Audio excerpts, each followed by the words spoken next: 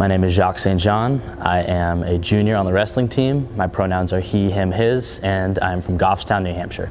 I was a big-headed, clumsy kid. I always had like bumps and bruises on my head or on my body. I grew up with an older brother and an older sister in a small town in New Hampshire.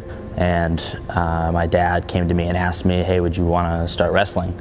And I think the first question I asked him was, can I use a ladder or a chair? Because that's something I grew up watching with my dad, was professional wrestling and WWE and stuff like that. So, my childhood was filled with every Friday night, snuggling up next to my dad, watching pro wrestling. My older brother is gay, and throughout my childhood and upbringing, I was probably pretty, like, what I would say, blissfully unaware. I had no idea. I was always, confused, like asking my mom, why doesn't my brother have a girlfriend? And eventually my mom told me about it, and I was like, oh, that's news to me. I, sort of found out who I was when I came to Springfield. I went on this thing called Leadership Summit, which we went up to like a YMCA sort of camp in New York. The amount of self-reflection that we did, and especially college just being a place where you can kind of really find who you really are, because I'm not who I was in high school. I came to the realization that I was bisexual, and that was, it felt like there was a weight lifted off my shoulders, but then the weight came down on, who am I going to tell, what's going to happen, especially being in a sport, like I said, that is so physical. I there isn't a day that goes by where I'm wrestling with my teammates or fooling around with them in the house, and I started to overthink. Can I still be the way that I am with my teammates and my friends and my family knowing this? Over time, I started to tell more and more of my teammates. I honestly haven't told everyone. I've only told probably one of my coaches, so for some of them it might be news to them. I hope they're not too upset that I didn't confide in them, but it's still a very, very new thing to me. The fear of telling somebody that is that you're going to be treated differently. I was a ball of nerves at home during the pandemic, sitting next to my mom, trying to muster up the courage to tell her, and I told her, and she was shocked.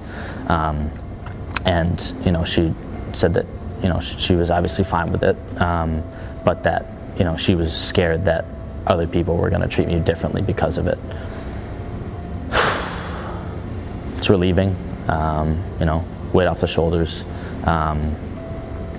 It's, I'm still who I am. I like to live by the phrase, I am that I am. So, people that have known me before, this shouldn't change anything. I'm still Jacques. I'm still Jack to some people. So, it doesn't matter what other people think. What matters is that they judge me by my character and not who I like or who I want to be with. Wrestling, I feel like, sort of has a stigma of,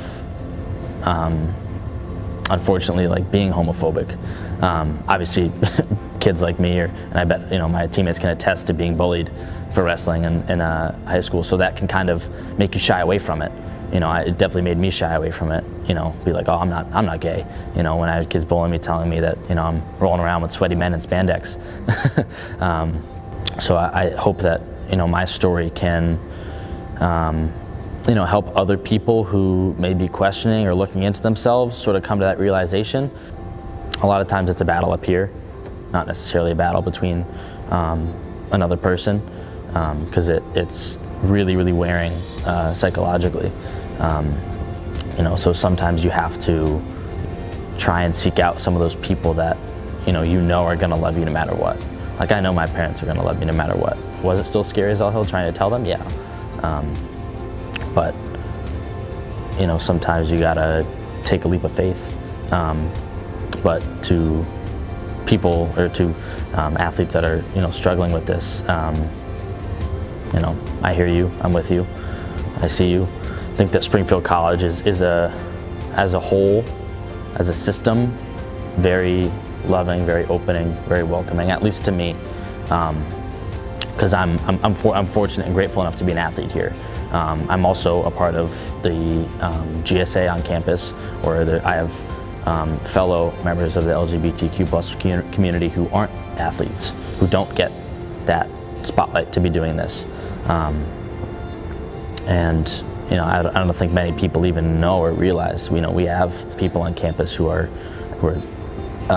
trans and who are many other identities, and it's something that a lot of people are unaware of. It's something that people have been unaware of for a long, long time. Queer people had to be in hiding and really hide themselves. So to be here, sort of revealing myself and who I am, is really, really sweet.